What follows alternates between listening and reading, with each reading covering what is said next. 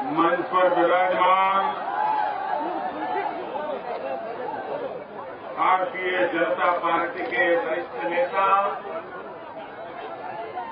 और असम चुनाव प्रबंधन समिति के संयोजक श्रीमान हेमंत विश्व शर्मा जी, संसद में मेरे साथी श्रीमान रामेश्वर तेली जी,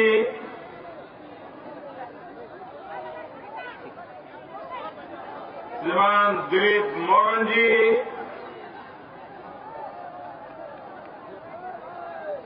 श्रीमती दीप्ति दास, श्री भावेन शर्मा जी, श्रीमती आनंदिता गोस्वामी जी, श्री तेरोस गोवल्ला जी, श्री विनोद हजारिका जी, यहां के हमारे उम्मीदवार श्रीमान संजय किशन जी, सुरेन फुकन जी, भास्कर शर्मा जी, गोविंद शेतिया जी, प्रशांत अरोड़ा जी, शिवजी दुबे, अनंत मिश्रा जी और विशाल संख्या में पधारे हुए असम के उत्साही मेरे मतदाता भाइयों और बहनों,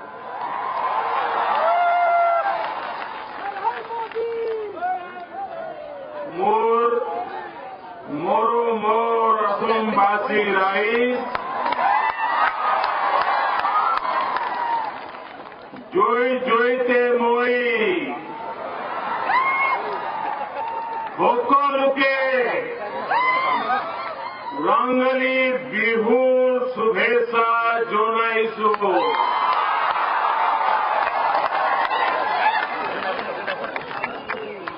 बोहाग बिहू परिवर्तन आने मन रंगाली कोरी तुले।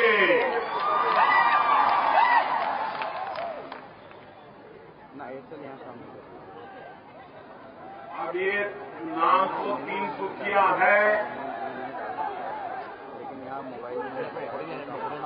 लेकिन दुखिया ही दुखिया नजर आता है।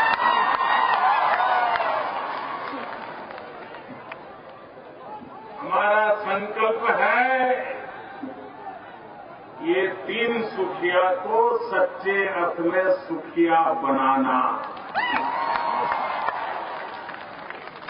यहां के जन जन को अब दुखिया में से सुखिया बनाना, और इसलिए ये चुनाव बड़ा महत्वपूर्ण है। लेकिन इस चुनाव से मेरा बहुत घाटा होने वाला है। दिल्ली का बहुत नुकसान होने वाला है। व्यक्तिगत रूप से मेरा भी नुकसान होने वाला है इस चुनाव में, क्योंकि मेरी सरकार में जो उत्तम मंत्री हैं, उन उत्तम मंत्रियों में एक मंत्री है सर्बानंद,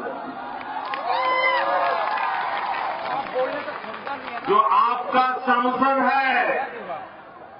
अब मेरी सरकार से निकाल करके असम की सेवा के लिए मुझे उसे भेजना पड़ रहा है, इसलिए मेरा नुकसान है, लेकिन असम का फायदा है।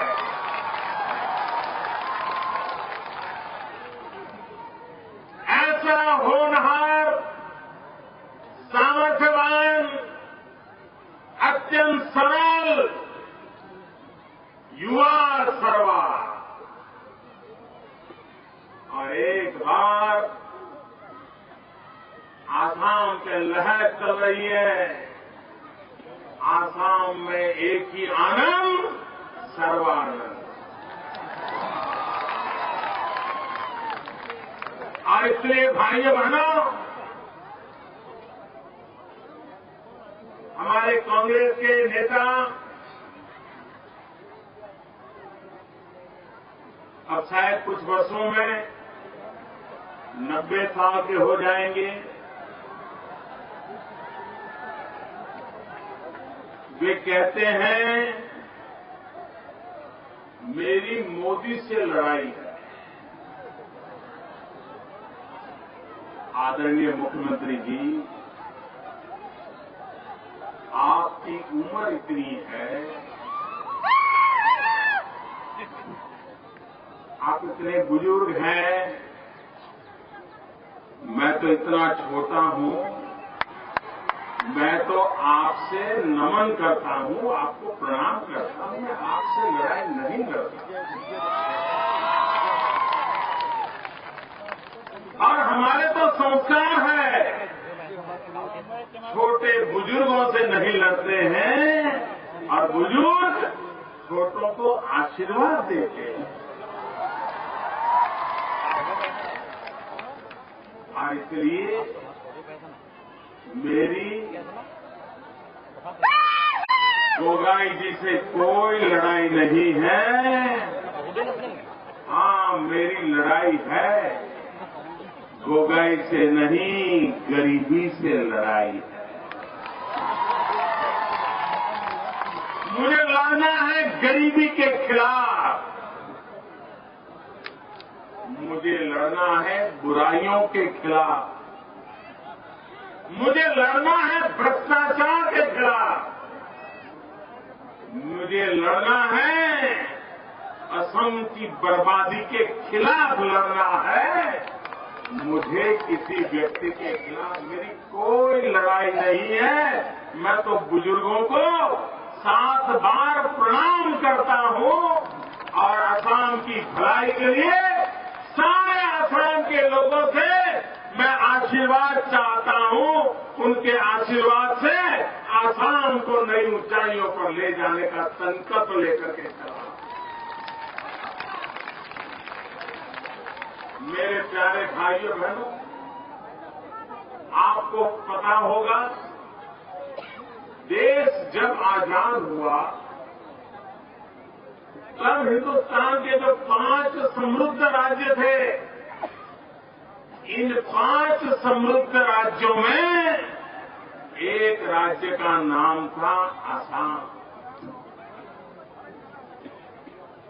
और आजादी के इतने सालों के बाद आज हिंदुस्तान के 5 सबसे गरीब राज्यों में किसी राज्य का नाम है तो वो है असम। अमीर राज्यों की जिसकी गणना होती थी, उसको गरीब राज्य बनाने का पाप किसने किया? असम की दुर्दशा किसने की? असम को बर्बाद किसने किया? असम के नौजवानों को बेरोजगार किसने बनाया? असम आजादी के 60 साल के बाद भी बिजली के लिए तरस रहा है, जिम्मेवार कौन है? हम तो कभी यहां सत्ता में नहीं रहे हैं। आपने 60 साल तक कांग्रेस से अच्छा करने की अपेक्षा की। मैं असम वासियों से और कुछ नहीं मांग रहा हूं, मुझे 5 साल मौका दीजिए। मेरे भाइयों बहनों, सर्बानंद को 5 साल मौका दीजिए। आपके 60 साल की बीमारियों को दूर करने का काम सर्बानंद और उनकी पूरी टीम करके रहेगी। भारतीय जनता पार्टी और उसके साथी दल ये मिलकर के असम को मुसीबतों से बाहर निकाल के रहेंगे, ये मैं आपको विश्वास दिलाने आया। भाइयों बहनों, मैं साफ देख रहा हूं, इस चुनाव के बाद असम को एक नौजवान मुख्यमंत्री मिलने वाला है। सर्बानंद असम का मुख्यमंत्री बनने वाला है, ये हुजूम दिखा रहा है, ये आपका प्यार दिखा रहा है।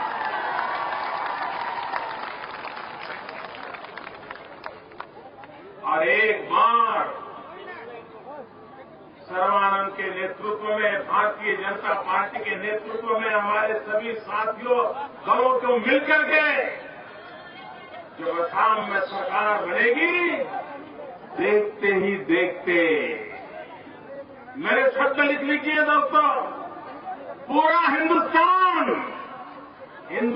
का बालक भी जब पढ़ाई शुरू करेगा ना, वो दिन दूर नहीं होगा जब बच्चों को पढ़ाया जाएगा ए फॉर असम,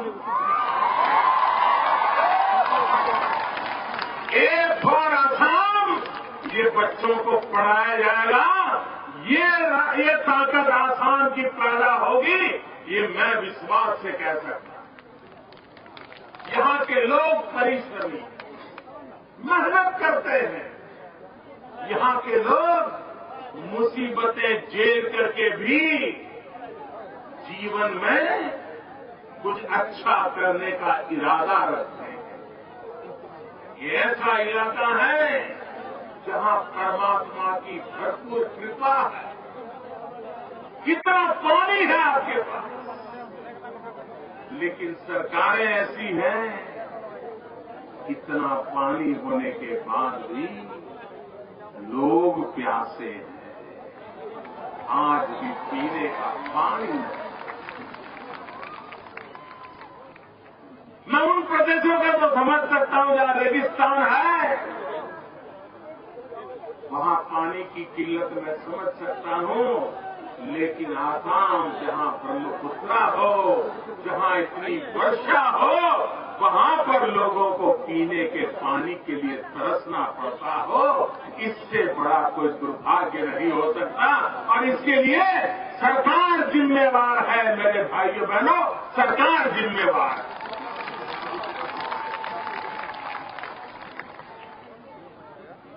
आजादी के इतने साल हो गए, आप मुझे बताइए, यहां के गांवों को बिजली पाने का हक है कि नहीं है? पूरी ताकत से बताओ, बिजली पाने का हक है कि नहीं है? बिजली मिलनी चाहिए कि नहीं मिलनी चाहिए?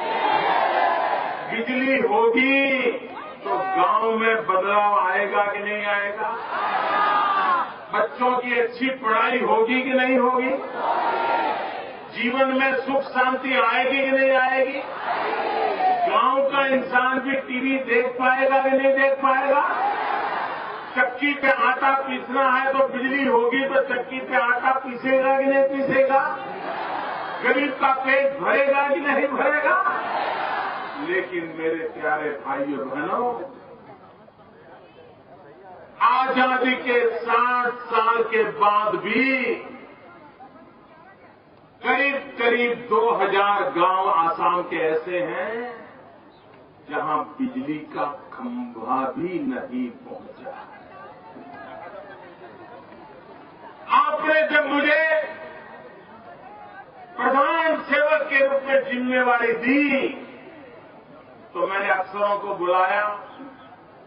मैंने कहा, बताओ भाई, अभी भी हिंदुस्तान में कितने गांव ऐसे हैं जहां बिजली का खंभा भी नहीं पहुंचा है, जरा बताओ तो उन्होंने कहा, साहब जरा हिसाब लगाना पड़ेगा, ढूंढना पड़ेगा। सरकार के पास हिसाब भी नहीं था कि कौन लोग अंधेरे में जिंदगी गुजारा करते हैं। आजादी के बाद भी कौन 18वीं सदी में जीतने के लिए मजबूर हुए हैं, पता तक नहीं था। 3 महीने लग गए, 4 महीने लगे जानकारियां इकट्ठी करते करते। फिर मैंने पूछा, बताओ भाई क्या हिसाब आया? तो बोले, साहब 18,000 गांव देश में ऐसे हैं जहां अभी बिजली का खंभा नहीं पहुंचा है। मैंने कहा, बताओ कितने समय में पहुंचाओगे? धन की कोई कमी नहीं होगी, बताओ कैसे करोगे? तब तो उन्होंने बताया कि साहब 6-7 साल तो लग जाएगा। मैंने कहा मैं 6-7 साल इंतजार नहीं कर सकता हूं, मुझे इस काम को जल्दी पूरा करना। उन्होंने कहा साहब इतने साल हो गए, बड़ा दुष्कर है, कठिन इलाके हैं, नहीं पहुंच पाएंगे। मैंने कहा कुछ भी हो, मुझे 7 साल इंतजार नहीं करना है, मुझे लोगों को अंधेरे में नहीं रहने देना। हाँ, उनको जरा कठिन लग रहा था मेरी बात, लेकिन बोलते नहीं थे। आखिरकार मैंने फैसला कर दिया और 15 अगस्त को लाल किले से बोल दिया कि 18,000 गांव में 1,000 दिन में बिजली पहुंचाने का मैं वादा करता हूं। ये मैंने कह दिया। फिर मैंने अफसरों को बुलाया कि भाई मैंने तो लाल किले से बोल दिया, बताओ क्या करोगे। बोले साहब अब क्या करें, आपने तो कह दिया, हम कोशिश करेंगे। आइए बहनों, आज मैं आपको हिसाब दे रहा हूं। असम के अंदर करीब 2,000 गांव थे जहां खंभा भी नहीं पहुंचा था। अभी तो 1,000 दिन होने की बहुत देरी है। अब तक करीब 1,000 गांवों में बिजली का खंभा तार पहुंचा दिया है, बिजली पहुंचा दी। भाइयों बहनों, एक बार हम संकल्प करके चले कि हमें देश को विकास की नई ऊंचाइयों पर ले जाना है, तो कठिनाइयां आने के बावजूद भी रास्ते निकल सकते हैं, परिस्थितियां पलट सकती है, विश्वास पैदा हो सकता है और 3 सुखिया सच्चे अर्थ में सुखिया बन सकता है। असम, एक और असम, ये शब्द हिंदुस्तान के घर घर में गूंजने की ताकत रखता है। ये ताकत मेरे आसाम में है भाई। और मैं आपके साथ मिलकर के कंधे से कंधा मिला करके आसाम की भलाई के लिए कुछ करना था। चाय बागान के हमारे साथी जो टीवी पर, अखबार में एडवर्टाइजमेंट छपती है, तो चाय बागान के काम करने वालों के चेहरे पर मुस्कान दिखाई जाती है, लेकिन उनके हाल कैसे हैं वो आप भी जानते हैं, मैं भी। आइए बहनों, हमारे चाय बागान में काम करने वाले लोगों ने चाय की चुस्की लेते लेते हिंदुस्तान के लोगों में ऊर्जा भरने का काम किया है। और यही तो चाय है जिस चाय ने दुनिया भर की हिंदुस्तान के प्रति चाह पैदा कर दी है, चाह पैदा कर दी है।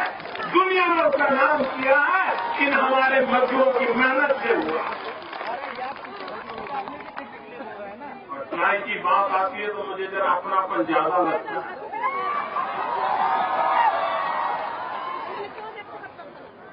क्योंकि आप ही की तो चाय थी जिसको उबाल करके मैं लोगों में ऊर्जा भरता था और जिंदगी का बचपन गुजारा करता था। और इसलिए मेरा आपके साथ एक विशेष नाता है। मुझे कर्ज चुकाने का मौका मिला है। आसाम में ऐसी सरकार बनाइए ताकि मैं अपना कर्ज चुका सकूं और आसाम को नई ऊंचाइयों पर ले जा सकूं।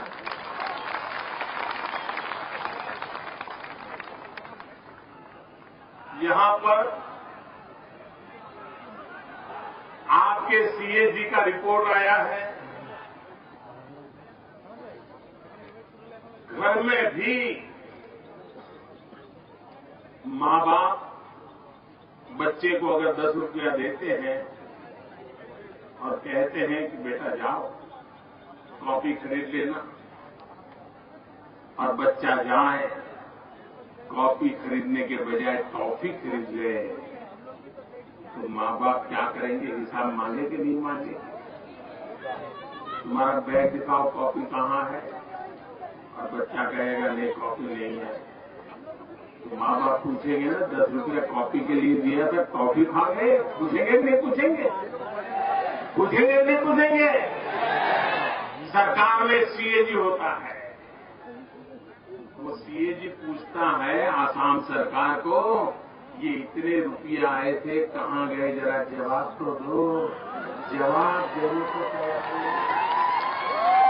अरे घर में बच्चे थे जिन माँ बाप हिसाब मांगते हैं, ये जवाब देने को तैयार नहीं है। आसाम की जनता को जवाब मांगने का हक है कि आसाम की जनता की मेहनत की कमाई के पैसे कहाँ गए, इसका जवाब मांगने का हमारा हक है और आपको जवाब देना पड़ेगा। और अगर जवाब नहीं देंगे तो 4 तारीख को बटन दबा करके जवाब मांगा जाएगा।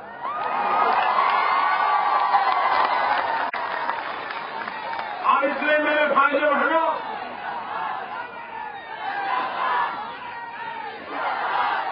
अब असम को बेसहारा नहीं छोड़ा जा सकता, अब असम को लूटने का अधिकार नहीं दिया जा सकता। साई का हिसाब जनता जनार्दन को मिलना चाहिए। हम आसाम का सर्वांगीण विकास चाहते हैं। भाइयों बहनों, मेरे 3 एजेंडा है। पहला एजेंडा है विकास, दूसरा एजेंडा है तेज गति से विकास और तीसरा एजेंडा है चारों तरफ विकास। पहला भी एजेंडा विकास, दूसरा एजेंडा तेजी से विकास, तीसरा एजेंडा चारों तरफ विकास। इसी बात को लेकर के चल रहा है। आसाम के अंदर 3 काम हो जाए ना भाइयों बहनों, तो भी आसाम की स्थिति बदल जाएगी। भाइयों बहनों, आसाम में गरीब से गरीब व्यक्ति को पढ़ाई, नौजवान को कमाई और बुजुर्गों को दवाई।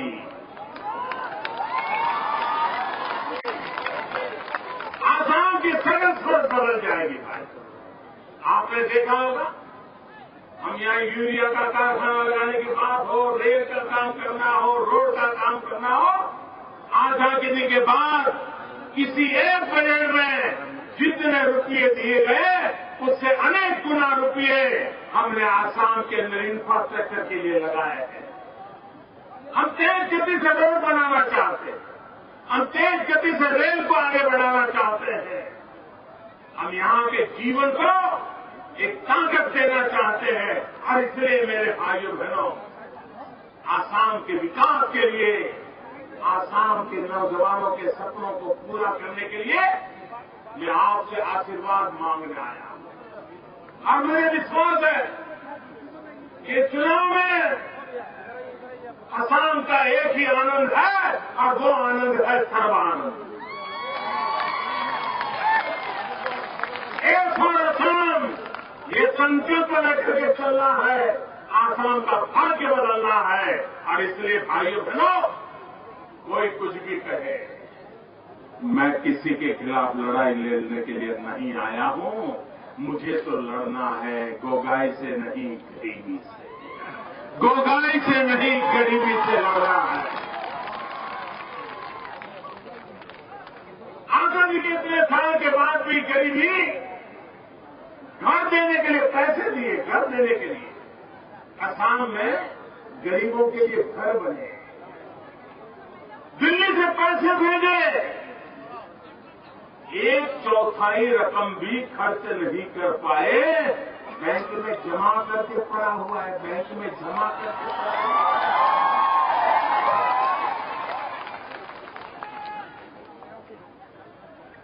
भाइयों बहनों, यहाँ के गरीब को घर चाहिए, हम दिल्ली से पैसे भेजें, वो क्या बैंकों में सड़ने के लिए पैसे भेजते हैं क्या? गरीब के घर बनने चाहिए, नहीं बनने चाहिए?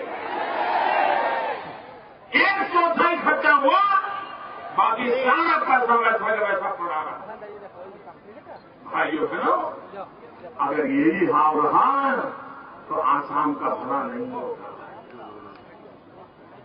पाई का समय पर खर्च हो, निश्चित योजना के लिए खर्च हो, तब जाकर के भाग्य बदलता है। आप मुझे बताइए, असम में से गैस निकलता है, लेकिन गरीब के घर में गैस का चूल्हा है क्या? गैस का सिलेंडर मिलता है क्या? सिलेंडर लेने के लिए किस किस के पैर पकड़ने पड़ते हैं तो आप जानते हैं नहीं जानते?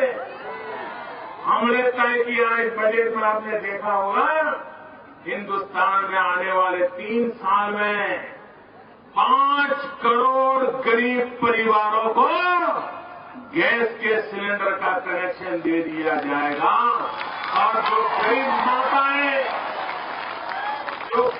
माताएं लकड़ी का चूल्हा जला करके धुएं में जिंदगी गुजारती है, और एक मां जब खाना पकाती है, घंटे 2 घंटे धुएं के सामने बैठती है, तो उसके शरीर में 400 सिगरेट जितना धुआं जाता है। 400 सिगरेट जितना धुआं। उन माताओं की तबीयत का क्या होगा भाई? बीमारी नहीं आएगी तो क्या होगा? हमने तय किया है 1 वर्ष में 1.5 करोड़ परिवारों को, गरीब परिवारों को जिसके घर में लकड़ी का चूल्हा जलता है, ऐसे घरों को गैस का कनेक्शन दे करके उनको इस मुसीबत से बाहर निकालने का काम हमने तय किया।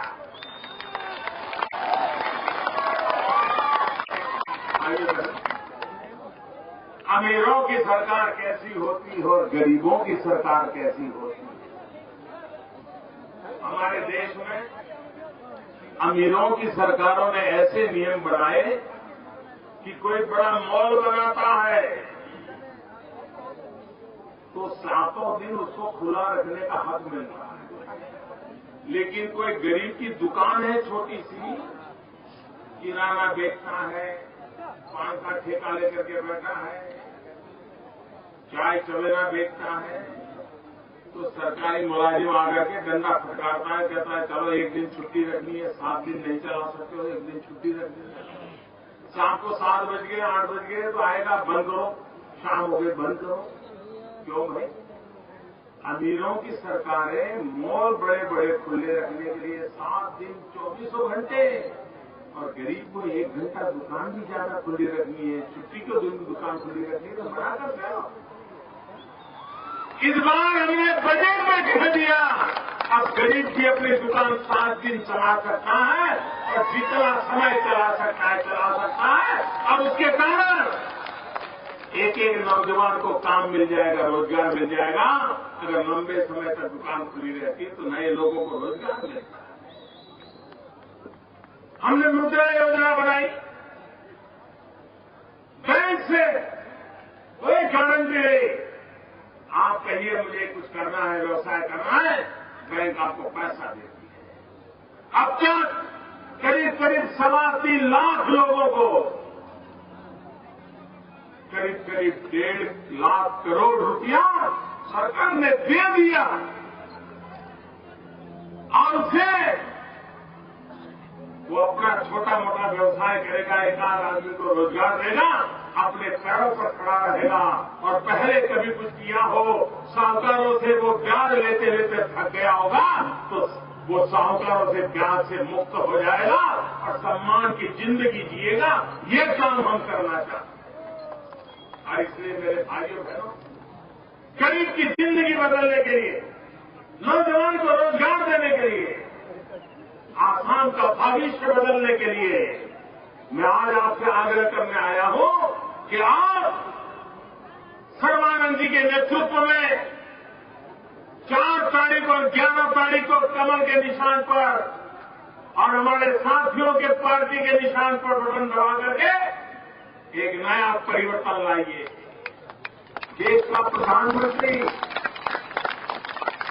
जब कहीं प्रोजेक्ट का उद्घाटन करने जाता है तो बटन दबा करके प्रोजेक्ट का उद्घाटन करता है,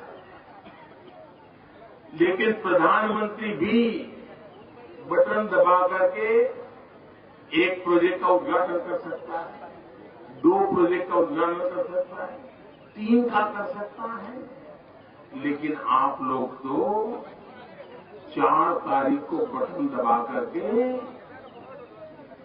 विकास के नए युग का उद्घाटन कर सकते हैं। विकास के नए युग, इसलिए प्रधानमंत्री से भी बटन दबाने की आपकी ताकत बहुत ज्यादा है और विकास के नए युग के लिए बटन दबाना है। भारतीय जनता पार्टी और उसके साथियों को विजयी बनाना है। इसी एक अपेक्षा के साथ मेरे साथ बोलिए, भारत माता की पूरी ताकत से दोनों मुट्ठी बंद करके बोलिए। सारे उम्मीदवार आ जाए, सारे उम्मीदवार मेरे साथ आ जाए। भारत माता की, भारत माता की, भारत